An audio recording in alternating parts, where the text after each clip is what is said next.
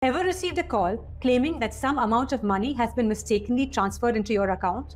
Think that this may be a scam? Well, here's a story that could save you from a huge financial loss.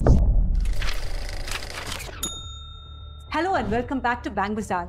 Today, we will dive into a real-life event that highlights the importance of vigilance and managing your finances. In May 2024, a woman from Bangalore got a call from someone pretending to be in dire need of help. This person claimed they had mistakenly transferred money into her account intended for her father and urgently needed her to return the excess rupees 30,000. She received SMS alerts that looked like they came from her bank, indicating the credited amounts. But here's where her quick thinking saved the day. Instead of rushing to act, she double-checked her bank account. No money had been credited.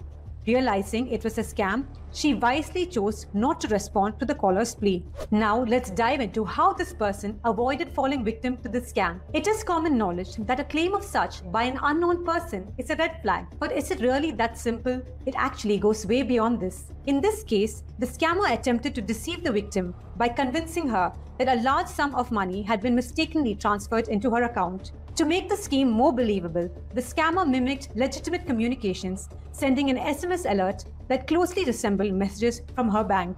The message appeared official, using familiar language and formatting to lower the victim's guard. The goal was to create a sense of urgency, making the victim believe there was an immediate problem that needed to be resolved. By making the situation seem time-sensitive, the scammer aimed to pressure the victim into acting quickly without taking the time to verify details or question the authenticity of the message. This tactic exploits natural human responses to fear and urgency, causing the victim to make decisions driven by fear and confusion rather than caution.